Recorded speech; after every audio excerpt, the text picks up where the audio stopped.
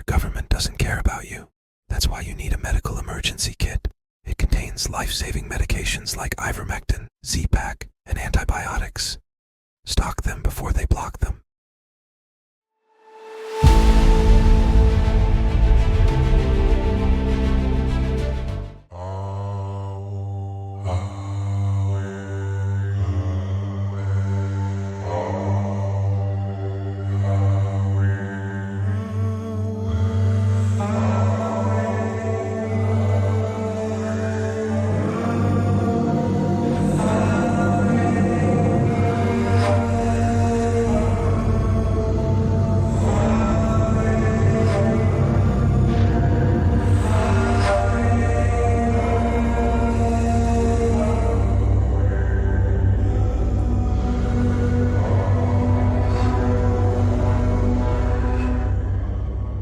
Pete, thank you for joining me, man. Great to be here, Todd. You know, I feel something's changing in the air or the water or something, Pete. It feels like there's a shift. Trump is saying Ukraine better get to the negotiating table. They're in Geneva right now, Kushner and Witkoff, and I believe meeting with Russia and Ukraine. But what do you see happening on the ground? I just feel like there's a shift in the whole geopolitical scene happening right now. What say you? Yeah, I think your gut is correct. It's definitely, it seems like Trump is definitely getting a realistic, logic-based view of what's happening. And of course, it's so in your face now, seeing, because we're talking with two parties and the trilateral talks just started again in Geneva about an hour ago. The Russians arrived an hour ago, Ukrainians about a half hour ago. So the Ukrainians, Russians, and U.S. are in the middle of those talks. But meanwhile, just as we've been reporting in all these last few weeks, the Europeans just continue with the controlled mantras, repetitive, keep going, we can do this, we have the money, the threat is real. And when you just see that, and they're whispering into Zelensky's ear, and Zelensky's already backed into a corner. He really doesn't have any options because he knows he will not be leading Ukraine if Ukraine signs a peace talk. It's this catch-22, and it would be frustrating, except it's so in your face. They're actually criticizing Trump now openly. We're going to show some of Macron's words here. So, it's to say depressing, I guess, would be one way to put it. But again, I think, as we've said before, historians are going to look at this and just look, especially at these EU leaders who are going out of their way to keep this war going against the will of their own people, against obviously the will of the Ukrainian people, and men just keep dying in droves, which we can't talk about enough because that's the real issue here, and people need to constantly wrap their hands around it. Thousands of men are dying for no reason. Good men, and many of them, again, as we'll see in a few minutes, are being dragged into the combat zone only to die these horrific frozen deaths on the battlefield. Yeah, you're talking 30,000 a month. I mean, on one side, it's obscene, and why anyone would support this. And I'm in Texas right now on the road, and was talking to some military people here, and there's a lot of guys, I think, that thought they were doing the right thing and went over there and fought as mercenaries. And I think they're realizing that wasn't the right choice. And I read this morning there's F-16 pilots, Americans and Dutch, flying for Ukraine right now. I mean, to me, that's the wrong thing. What do you think about that?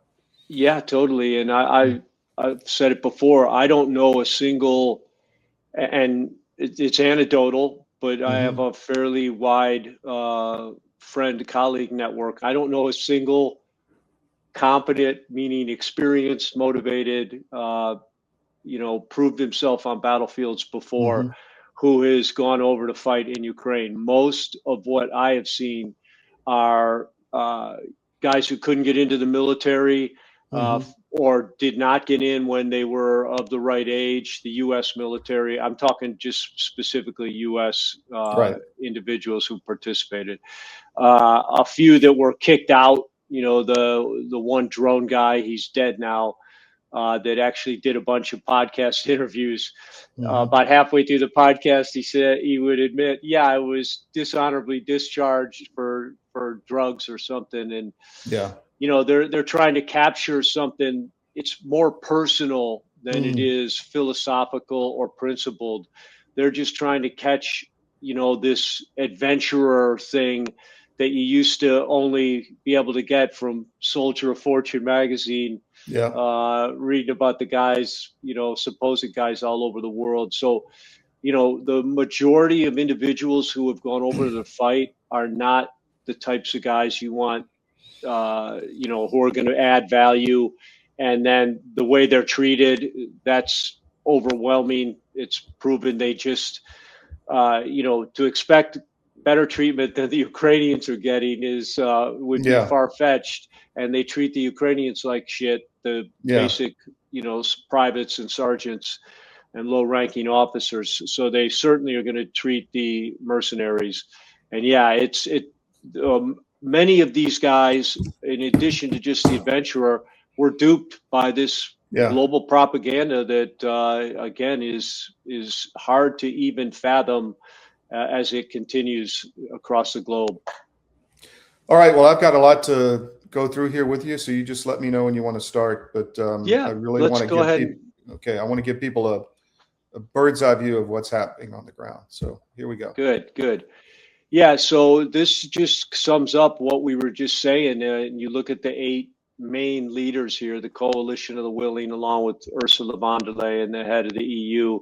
And you can better understand, this is a good post, you can better understand what's happened. They've backed themselves into a corner. And, you know, if you remember, we've talked about this, their whole purpose was to bring down Putin from within by creating this proxy war that would put pressure on him from without, so that the people in Russia would rise up and overthrow Putin. Additionally, they somehow assumed that Russia's economy would break under the high intensity pressure of the military industrial complex and the requirements of that military industrial complex to somehow keep up with the mighty NATO military industrial complex.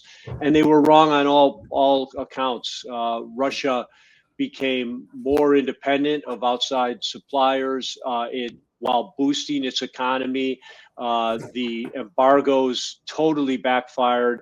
All those companies pulled out of Russia, were replaced with Russian companies, startups who saw a huge, you know, you've got a ready-made market. Just look at Starbucks. Starbucks pulled out, and the Russian replacement now is making, you know, printing money. Of course, you have all these businesses. You just go hang a similar sign, work hard, and you're gonna achieve the same thing. So, all their economic tactics misfired on them.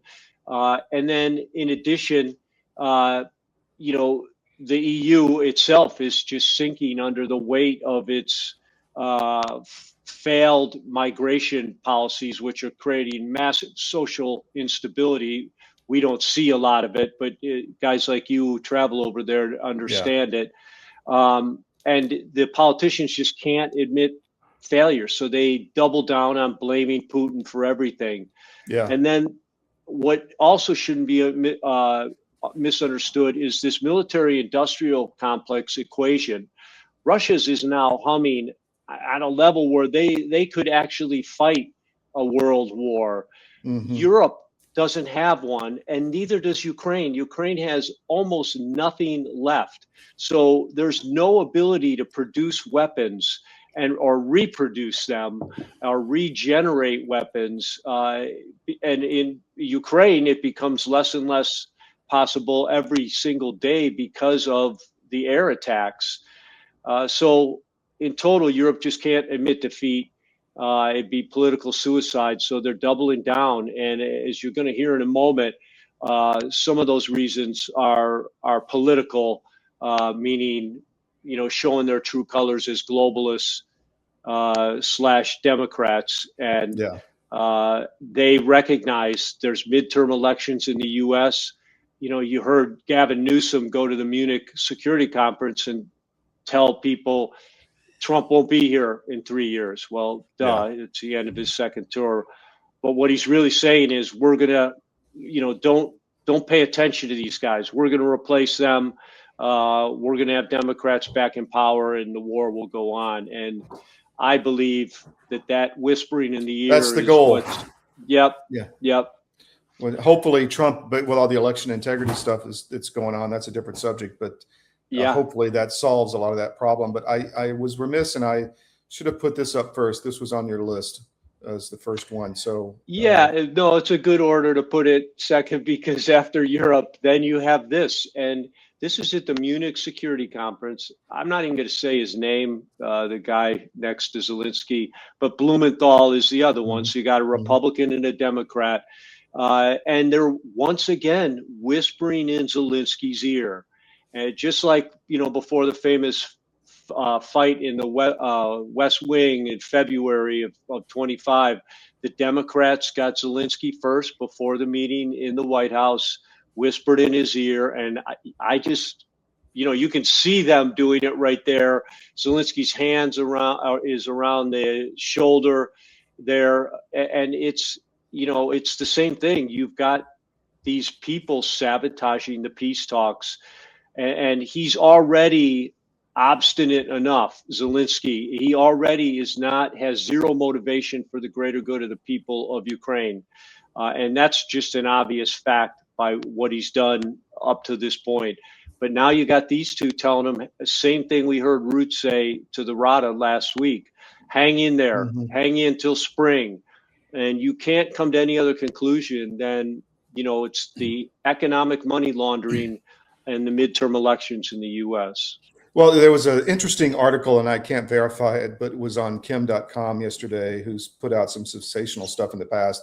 But he essentially said that Palantir was hacked, and that they found out that they were working closely with the deep state to try to prolong the war until they could get their AI systems to a point where they could destroy a lot of Russian infrastructure in the next year and try to get Ukraine across the finish line. So that may be happening in the background. I don't know, but it's interesting, that they're trying to find ways to, and they've been somewhat effective. There was a massive drone strike last night into Russia. A lot of it was shot down, but they're still really working hard to keep this war going and to try to find some way to defeat the Russian Federation. Yep, and that's one of the things they whisper in Zelensky's ear all the time. There's a new weapon system. It's almost perfected. If you remember, about a month ago, the Israelis launched their laser, their anti-drone, anti-aircraft laser, and it was supposed to be this game changer. And if you watched Zelensky in the weeks leading up to that, he said, something's coming, something big is coming, something's coming. Well, it hasn't changed anything. And the war is it's not going to be won or lost just on what you can do with drones. The men on the ground are still the ones taking ground or holding that ground, and they're still what matters. These winter, has shown that drones have limitations, and many of these days here, they've not been able to fly or not been able to acquire targets due to the weather. Here's your next slide. Yeah, and so last week we showed Root in the Rada telling the Rada is the Ukrainian Congress, telling them, hang on, just can make it till spring. It's going to be warm. We've got this 20-point plan. It includes security guarantees. Well, Russia at the time had called it and said this is like a hybrid, fake plan that NATO and Zelensky have put together to show to Ukraine only. And the Russians were right. That 20-point plan has not been sent to Russia. And as far as I know, it hasn't been sent back to the U.S. And a lot of that's because Marco Rubio has been saying, we're not interested in talking about your plan. We've already agreed to one with Russia. So again, where physics, where reality meets propaganda, fails every time. Here's your next slide. Yeah, just another. This is a guy from Estonia. Breathing fire at Russia. He's a neighbor, and there would be no other way these guys would be doing this unless someone was saying, "Hey," has really duped them into believing they can win this, and that they just need to hold on, and Russia will collapse. Here we go. Yeah, and then this is a source in in both Ukraine and Britain have confirmed this. Starmer promised new long-range missiles for deep strikes into Russia. And this is where they say it again. Partners insist on continuing the war to weaken Trump's position before the U.S. midterm. So Britain doesn't have any long-range Tomahawk-like missiles to give away, but these false promises do two things. They continue the propaganda war, and then they whisper false confidence into Zelensky's ear. Well, Britain can't even defend itself, so it's amazing that they're sending everything they can to Ukraine. I still think that's intentional, a globalist ploy to destroy the whole, European defense capability. Divorce is tough, but your finances don't have to be. I'm David Cross, and I'm a certified divorce financial analyst practitioner. My job is to help you get a fair financial settlement in your divorce and to guide you to smarter money decisions. Find out how we can help you. U.S. Asset Management. It's your money. A warm welcome here at the National Press Club. Welcome to the journalists, welcome to the Embraer team, and welcome to the other guests that we have here. I'm going to announce, and as some of you guessed it right when they came in, the first E2 order by an American operator. And that operator is Avello. We believe this is really a strategic shift to unlock profitability for the customer. I'm very pleased that we have Andrew Levy here as the CEO of Avello, and I'm very pleased to give the stage to share a little bit more about what Avello is going to do with the E2 195. Thank you very much. Couldn't be more excited to be here as part of this historic announcement. We have such a great cultural fit as companies, so we're very, very excited to be Embraer's newest customer. We launched our airline in April of 21, and our target is focusing on small secondary airports of large metro areas. We've carried over 8 million customers since we started on 63,000 flights. And we've done all these things with 1,200 of the greatest crew members I could ever imagine having, and many of them are here with me today. This is the right airplane for us. It's going to open up opportunities for us that no other aircraft can serve. The best thing about the airplane, of course, is you will not find a middle seat on this airplane. It doesn't exist. We won't have any to offer. It's going to be the best cabin in the United States, and we're so excited about that. This is going to elevate our experience to the highest level, and we think our customers are absolutely going to love the airplane.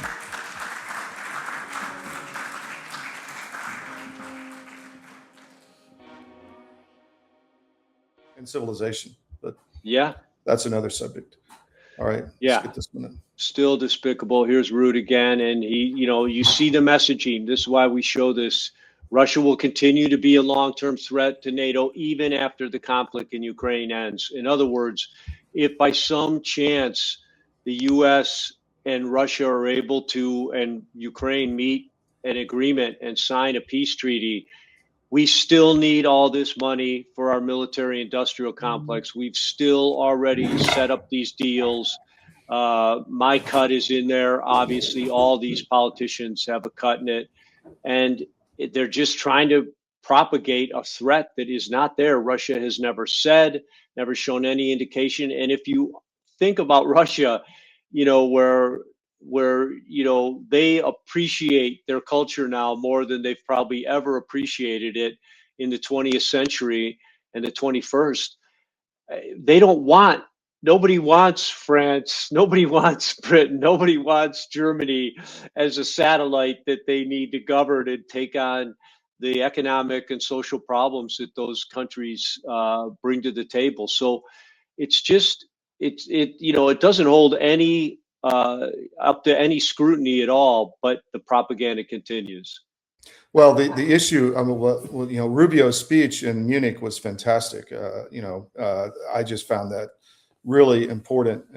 Again, a turning point where the Trump administration is calling out these European leaders for destroying their own society. So, Yeah. And I think of that that, goes back to this. This is what you were talking about. You had an article on CDM about this. Trump stated it would be better for Kyiv to start showing more flexibility.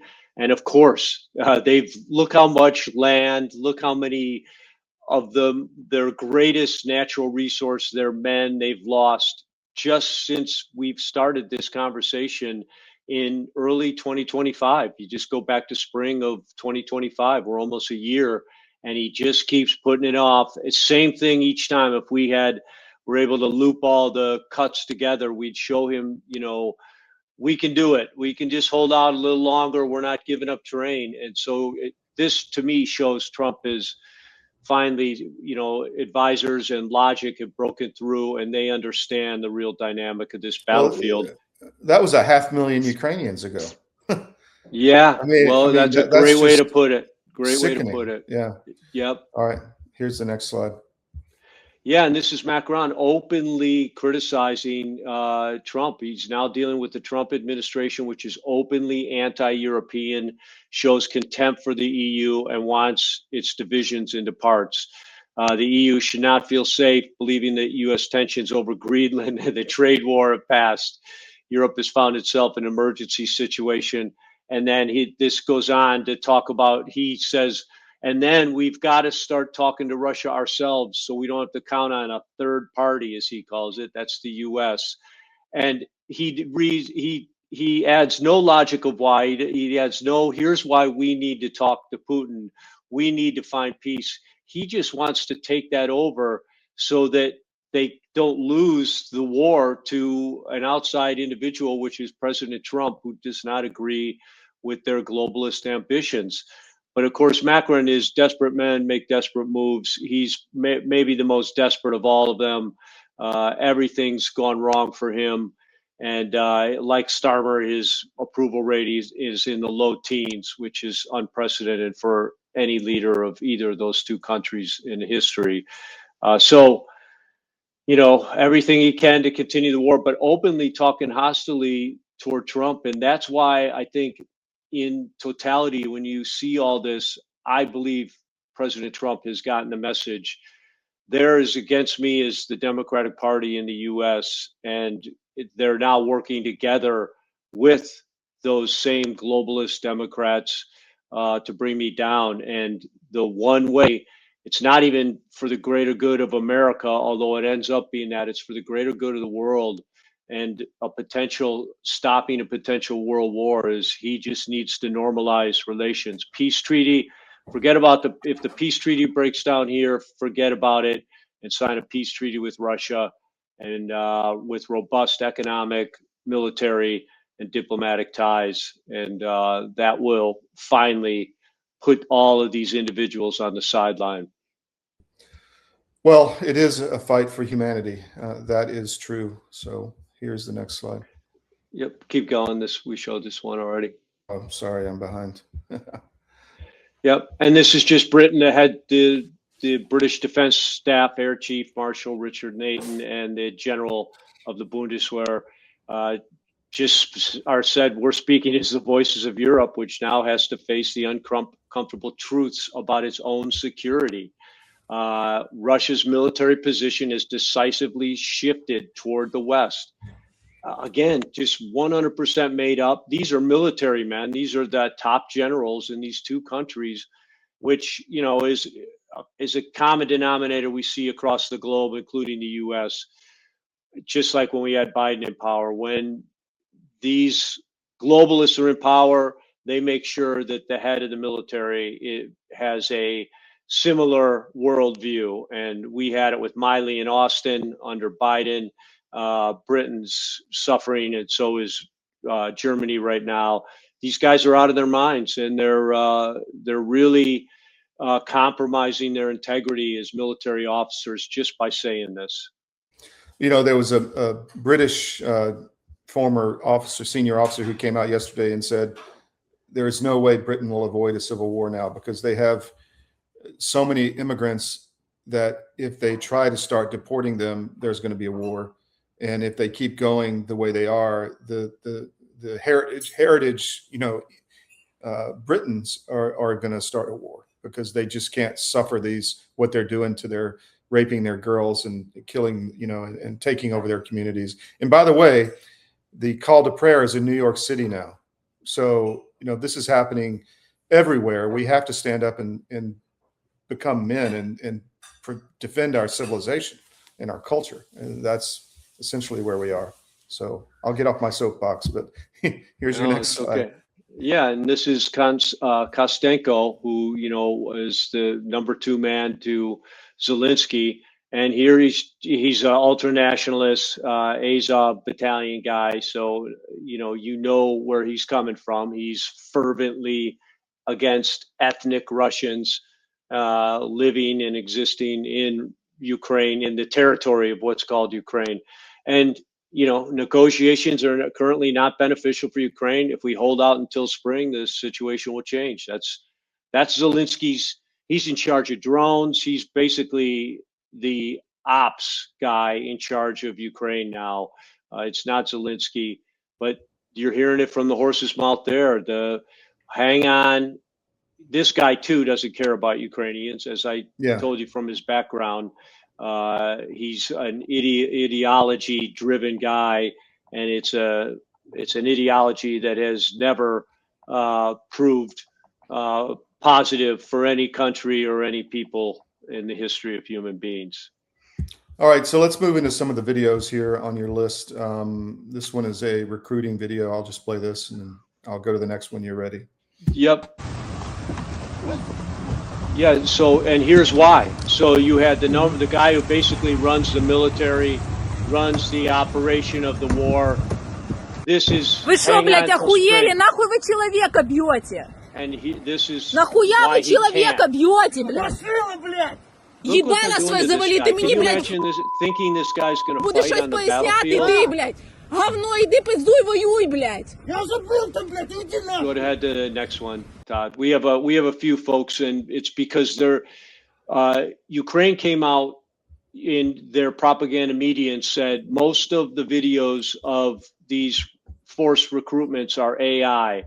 Well, what happened in Ukraine was 2 individuals came out with multiple angle videos of the same thing and said you can't have AI that syncs from 2 angles, and showed it. And of course, from the ground, I've had 2 individuals corroborate to me. It goes on all the time. Usually they confiscate the cell phones, but in groups like that, where that was a bunch of women, they can't get all the cell phones. And now we've been hit with a tsunami of these. So go ahead, keep showing them. This is dragging a guy right out of his apartment. There's his trusty dog trying to fight him off. So you think that guy's going to fight? Think that guy's going to hold a position? Go ahead. You can keep going. We have a few of them. This is a tragic situation. This guy's a little overweight. You can't zoom in here. I did it. The guy in the background is kneeling on his back of his head, his medulla, and his face is crushed into the snow. Tragically, this guy dies. He's about to have a heart attack. They roll him over, and he dies. Hard to watch. Let's go to the next one. And here we go again. Same thing. Dragging this guy out. Look at this woman. Боже мой, какой кошмар. She's not just, fake fighting. She's fighting for her life. That's probably her husband. Look at the fight she puts up, right? Боже, ужас. And this should tell everyone everything about any potential for Ukraine to turn things around. None of these are going to fight with any level of competence or credibility on the battlefield, and they should know that. But they just don't have the manpower, and they don't have the military-industrial complex to even consider them having a potential chance to turn this thing around in the coming months. Here's Klitschko.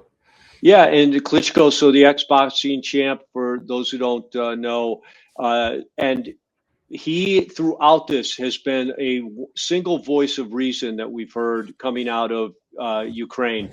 And, he says it with Kyiv, is almost, I think 10% of Kyiv has power, but people have fled. We reported last time 600,000 have already fled.